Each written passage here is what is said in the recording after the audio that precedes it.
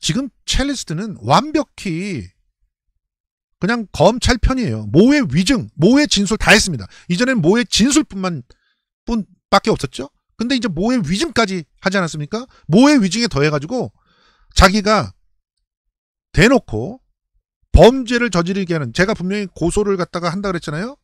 어떤 범죄가 성립됐다고 했잖아요.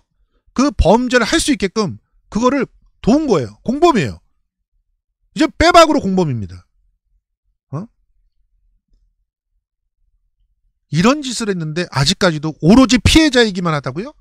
첼리스트가? 자, 오늘 딴 거 떠나가지고 하도 역겹게 떠들어가지고 그 역겹게 하는 주장을 아닥시키기 위해서 요거 하나는 깔게요. 첼리스트가 직업이 연주자였다고요? 연주에서 돈을 얼마나 벌었어요? 아니, 저기 아마추어로 이렇게 합창하시는 분들이, 제가 사실은 마포에 있을 때 클랑클랑 합창단이라고 하는 걸 만들었어요. 아마추어 합창단이에요. 근데 이 아마추어 합창단이 가끔은 이제 합창으로 찬조를 해가지고 수고비를 받기도 합니다. 예를 들어 결혼식 축가 이런 거 하면은 수고비를 주잖아요. 그거 받아요. 그렇다고 해서 이 합창단이 단원들의 직업이 합창입니까? 연주예요? 아니, 여러분들께 여쭤보는 거예요. 아니잖아요. 실제 직업은 따로 있는 거 아닙니까?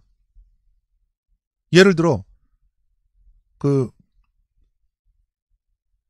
청담동 제보자와 살고 있을 때, 그때 연주 활동을 몇 번이나 했어요? 그걸로 돈 번 게 있었으면은 본인이 다 쓰게끔 했잖아요. 그래가지고 만들어서 그 600만 원에 해당하는 그런 골프채를 갖다 샀다, 이런 얘기를 하고 있잖아요. 동거 기간이 2년이 넘는데 그동안 600만 원 모아가지고 골프채 샀다. 그리고 카드로 명품 샀다. 그러면 카드는 누가 대주냐? 청담제보자가 카드 메꿔주고 막 이랬잖아요. 그럼 도대체 얼마를 번 거야? 본인이 스스로 번 게? 그게 직업이 연주자라고 이렇게 말할 수 있는 거예요? 그리고 서양이라고 하는 곳에 갔었을 때는 거기서 연주한 거 맞아요, 진짜?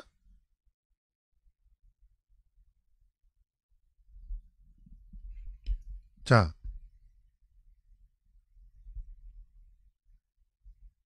하도들 그냥 난리를 치니까 이거 봅시다 한번. 이 자료는 첼리스트가 이제 그 청담 제보자의 통매음을 갖다 입증하기 위해서 검찰에 막 제출한, 그래서 자기가 이 청담 제보자 때문에 이혼하게 됐다라고 하면서 그러면서 그 제출한 내용 중에 일부입니다. 그러니까 전 남편도 그냥 쪽쪽 빨렸다라고 하는 게 드러나 있고, 자 보세요.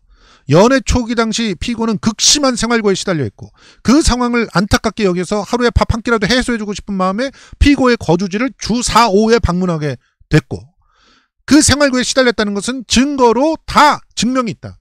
피고의 계좌로 7건 금 610만 원을 입금한 사실이 있고, 피고의 4개 카드회사 롯데, 신한, 우리, 하나에 금 218만 7,890원, 피고의 개인 채무 금 392만 2,820원, 총 1,221만 710원을 원고가 지급하게 된 동기가 피고가 차용을 해서 주게 되면 변제를 해주기로 약속했기 때문에 지급을 했다. 돈 빌려줬잖아. 1,200만 원.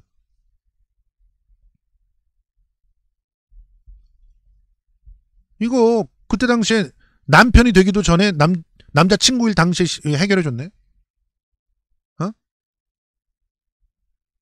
신혼집을 준비하는 과정에서도 아파트로 신혼집을 정하지 못하고 전원주택으로 갔대요. 원고 소유의 광주시 곤지암에 아파트가 있었는데 피고가 첼로 연주를 하기 때문에 곤지암으로 못 간다 그랬나 봐. 그래서 거주할 전원주택을 전세자금 1억 원, 인테리어 비용 279만 원, 살림 이사 비용 64만 원을 모두 원고가 부담했어. 피고는 소파와 세탁기 중 56만 5천 원만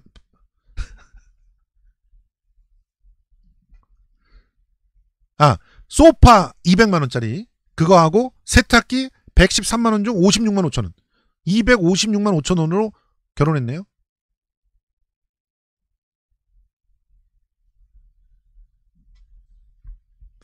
생활고에 시달려서 불쌍해서.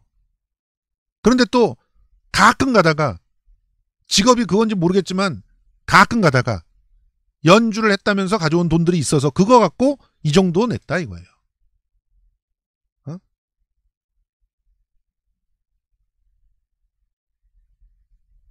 그리고 자, 피고의 수입은 고정적이지 못했으므로 원고는 피고에게 원고 명의로 계좌와 입출금이 가능한 체크카드를 만들어줘서 피고 수입은 피고 혼자 사용하도록 했고, 어쩜 이렇게 착한 남자들이 많은지 청담 제보자도 피고의 수입은 피고 혼자 사용하도록 했죠. 그리고 별도로 현대신용카드 한도에 금 50만 원을 사용할 수 있도록 만들어주고, 원고는 고정적 수입이 있었기 때문에 계획적 가게 운영이 가능하였기 때문에 생활비 전액을 부담했고, 생활비 전액은 다 원고가 부담하고 50만 원은 용돈으로 쓰라고 카드로 쓸 수 있게 해주고, 그런데 생활비를 일체 주지 않았다고. 그렇다고 이혼하자고 하는 거예요.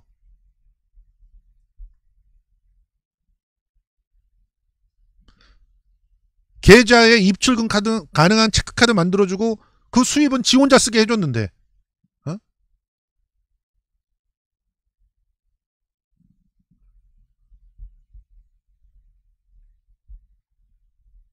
우리가 다들 아시지만 얼마나 생활고에 시달렸는지. 나중에 집 나간다고 해가지고 이혼할 테니까 집 나갈 거야 해가지고 나가가지고 어디 갔느냐. 평소에 알고 지내던 그 누굽니까, 삼계탕 집에 가가지고 거기서 기거하면서 일했어요. 자, 그 내용 기억하시죠? 아니 이거 네가 자, 다시 한번 볼까요? 최근 계속 이 첼리스트를 취재하고 있는 그런 과정에 있는데, 네네. 여기서 일을 했다고 그렇게 얘기를 해서, 그래서 네. 뭐 혹시라도 사장님께서 조금 더 아시고 있는 게 있나 해서 전화를 드려봤어요. 저는 아는 거 없어요. 거기서 일을 하셨던 건 사실이죠? 네네. 그때 사실은 그 이전에 남편하고 관계가 안 좋아서 네. 그 삼계탕에 와서 기거를 하면서 일을 했다고 들었습니다. 맞나요? 그러니까 뭐 그냥 와서 기거한 건 아니었고요. 예. 예, 지인이었기 때문에. 아시는 네. 분이었구나. 네네. 예. 지인이었기 때문에 예. 이제 앞으로는 이렇게 이제 음식점 같은 거 하고 이렇게 살아라 하는 의미에서 제가 이제 케어를 하는 의미에서 제가 그렇게 했었죠. 그러면 그 박현영이라고 하는 분을 네네. 이전서부터 알고 계셨거든요. 네네네. 그러면 그건 뭐 친분이 어떤 가족끼리의 친분이었나요? 아니면 뭐 친구였나요? 뭐 그냥 그렇다고 봐도 돼요. 가족끼리의 친분이 있었다? 네네. 예. 그래서 그 박현영 씨가 집을 나와서 이제 그 집에 가게에 온 게 먼저가 아니라 먼저 친분이 있었던 상태에서 그런 가게 같은 걸 하고 싶다. 그래서 아니죠. 하고 싶다 그런 건 아니었고 예. 제가 이제 아는 딸내미 같은 그런 사이니까. 딸내미 같은 사이. 예. 네네네. 그래서 근데 왜 이런 걸 취재하세요? 예. 지금 이 박현영 씨에 대해서 네. 어떤 이전에 그 일들이 있었는지를 네. 이렇게 정리하고 있는 그런 상황이거든요. 근데 저는 뭐 어떻게 말을 해야 좋을지 이럴지 몰라가지고 제 프라이버시도 있고 저는 그냥 아무 말도 안 하고 싶어요. 네. 그렇군요. 그러면 네. 이제 요 부분은 좀 확인이 됐으면 좋겠는데, 네. 공방이 좀 있는 부분이 있어요. 네. 그래서 남편하고 네. 시어머니하고 그 네. 가게에 찾아온 적이 있었다. 근데 그런 적 없었다. 뭐 이런 식의 얘기들이 있어가지고 직접 그 가게에 찾아온 적이 있었나요? 있었어요. 그래서 이제 자기 집으로 다시 돌아와라 이렇게 간곡하게 요청을 했다고 들었거든요. 그랬나요? 뭐 그건 그 사람들끼리 나눈 대화니까 저는 잘 모르겠지만 예. 네, 제가 온 거는 같아요. 예, 이것도 지금 들어보셨지만 생활고에 시달려서 기거할 데도 없었어요.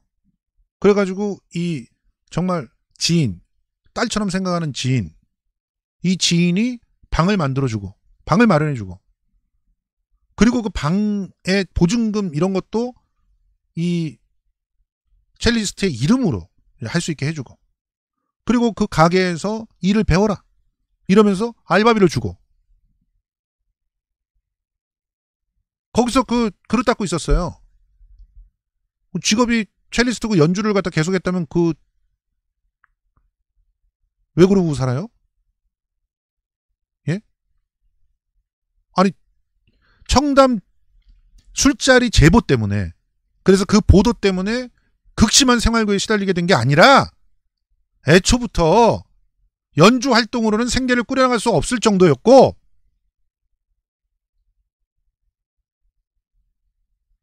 몇몇 녹취에서 나오듯이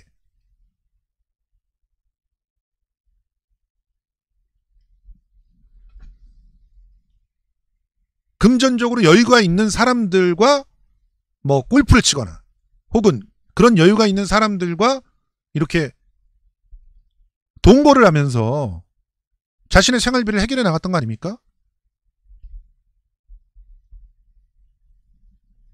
지금 뭐 청담 제보 청담 술자리 때문에 그 보도 때문에 연주를 할 수 있는 길이 막혔다라고 주장을 하지만 그 전에도 연주를 제대로 할 수가 없었던 상황 아닙니까?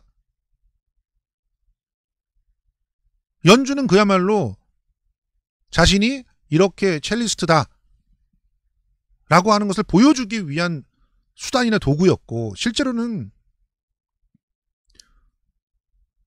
다른 사람들을 만나기 위한 그런 공간에 갈 때만 필요한 그런 소품들이 아니었습니까? 그걸로만 돈을 어떻게 벌었어요? 이세창 씨한테 200만 원 받고 그 연주했다는 거. 그거는 연주 비용이었습니까? 순수히? 현금으로 받으셨다는 거예요. 유승관 특보가 지급을 했고.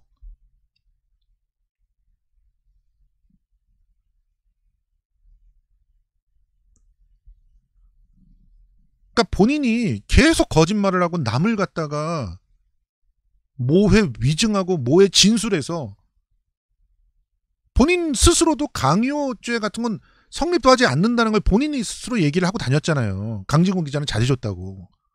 그리고 갑자기 강진구 기자가 강요를 했고 협박으로 느꼈고 공포를 느꼈다. 이런 식으로 진술을 해서 근데 그 진술이 사실은 이미 여러분들 다 아시지만 그런 얘기가 최초로 나온 데는 김용민 TV였어요. 3월 28일인가요? 그때 방송. 그때 최초로 나온 겁니다. 보여드릴게요. 그 전에는 강요, 미순이, 강요니 뭐 이런 얘기들은 아예 경찰에서도 나온 적이 없었고 그걸로 기소가 된 적도 없었어요. 그런데 언제 최초로 나오느냐? 김용민 TV의 그 방송. 그 28분짜리. 그 방송 이후에 그 얘기가 최초로 나오는 겁니다. 자, 첼리스트 응하지 않을 경우 사생활 폭로 가능성 시사. 이때 처음 나온 거예요. 제보자 관심은 술자리 존재보다 첼리스트 외도 여부에 치중. 이런 얘기들을 처음으로 정리해서 가고 그리고 그것이 결과적으로 지금 현재 이 자료에 있는 강요 미수로 이어지게 된 거예요. 그러면 이 범죄를 누가 만든 거예요?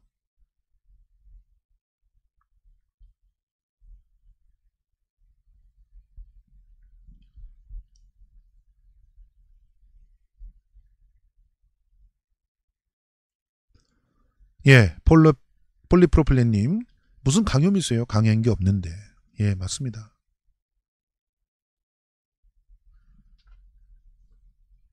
강요를 당한 사람은 오히려 이런 사람 아닙니까? 지금 강요당한 사람. 자, 강요는 이런 분이 강요당한 거예요. 윤, 군복이 명예대로 확실히 지원, 지역민 진료 군병원 설치 확대. 띠르리 밑으로 내려가 보니까 여기에 누가 있어요?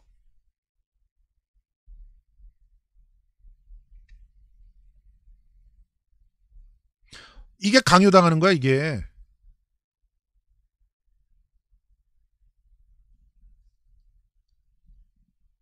아닙니까?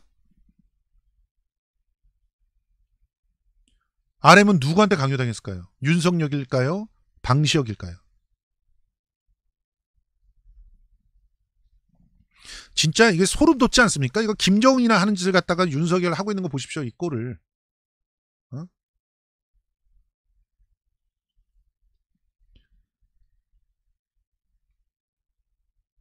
나 혼자만 그런지 모르지만 저는 RM의 눈에서 이 약간 이 습기를 봅니다. 진짜.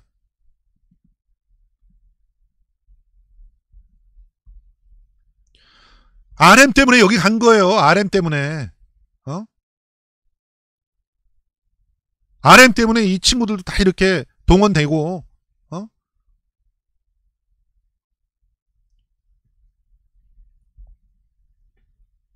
너무 가슴 아픕니다, 진짜.